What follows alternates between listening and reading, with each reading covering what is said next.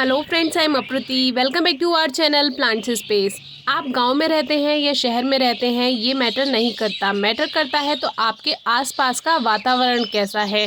और आपकी कोशिश यही रहनी चाहिए कि आपके आसपास का वातावरण ऐसा हो जिसमें आपको सुकून मिले और आपके साथ साथ जो दूसरे लोग भी हों उनको भी ज़्यादा अच्छा लगना चाहिए।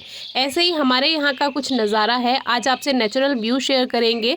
हमारे यहाँ बर्ड शो होता है और ये बर्ड शो कोई इंसान ऑर्गेनाइज नहीं कराते हैं, ये प्रकृति ऑर्गेनाइज कराती है। और तभी जब आप प्रकृति को सम्मान देते हैं तो बिल्कुल ऐसे ही हमारे यहाँ का ये नज़ारा है और ये नेचुरल व्यू है जिसे देखने अंदर शहर से भी काफ़ी लोग आते हैं।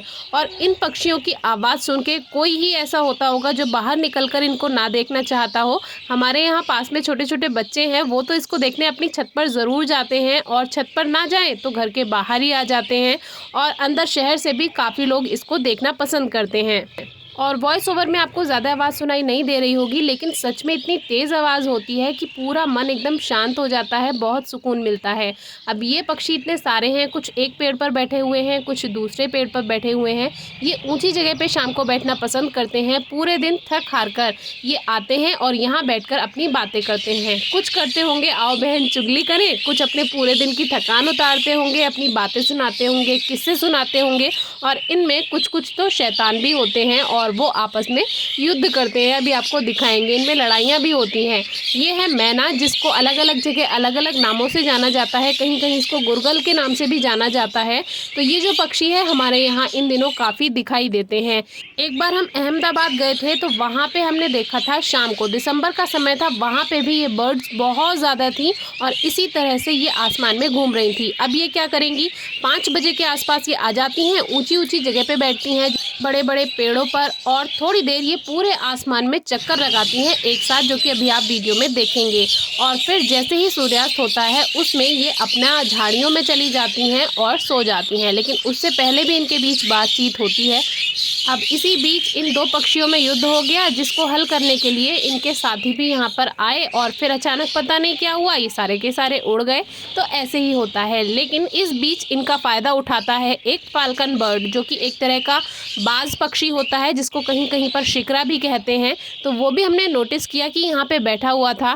तो जब ये ऊपर आसमान में घूम रही थी और आकर वापस से पेड़ पर बैठ जाती हैं, लेकिन ये बार बार बैठ नहीं रही थी और पेड़ के ऊपर ही घूमे जा रही थी। तो हमें दिखाई दिया कि यहाँ पर शायद हमने नोटिस किया कि यहाँ पर कहीं बाज है, तो बाज हमें दिखाई दे गया और इसी वजह से ये पेड़ पर आकर नहीं बैठ रही थी। तो पापा ने भी बताया कि कल इस बाज पक्षी ने एक चिड़िया को खा लिया था, पकड़ लिया था, और कल का ही इनको डर होगा शायद। लेकिन क्या करें, ये तो प्रकृति है, एक दूसरे का भोजन, एक दूसरे इसमें जीव होते हैं, तो इसमें हम कुछ नहीं कर सकते। लेकिन हाँ, इतनी हेल्प कर सकते हैं कि मेरी आंखों के सामने मैं इन्हें चिड़ियों को बिल्कुल पकड़ने नहीं देती और मैंने इसको यहाँ से भगा दिया। कुछ नहीं करना होता, बस हल्का सा शोर मचा देते हैं और ये चला जाता है। क्योंकि अगर हमारे आंखों के सामने ये चिड़िया को पकड़कर खा लेगा तो दुख होगा। बाकी हमारे आंखों के पीछे ये कुछ भी करता रहे, क्योंकि प्रकृति है, प्रकृति में हम कुछ रोक नहीं सकते हैं।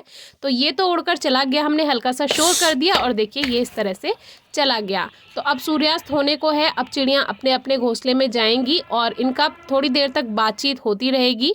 5 बजे से सूर्यास्त तक ये शो चलता रहता है और बहुत अच्छा लगता है। तो प्रकृति कितनी सुंदर है, लेकिन इसके लिए हमें भी काम करने होंगे, पेड़ पौधे लगाने होंगे, ऐसा वातावरण बनाना होगा जिससे पशु पक्षी आपके यहाँ पर आएँ। मैं तो ये यहाँ पर 20-25 सालों से देख रही हूँ, उससे भी पहले से ये यहाँ पे होता आया है। तो आप भी ऐसा वातावरण बनाएं। अब देखिए दिन छिप गया है, लेकिन इनकी बातचीत फिर भी जारी है। तो इस तरह से आज का ये बर्ड शो आपको कैसा लगा, कमेंट बॉक्स में ज़रूर बताइएगा। Thank you.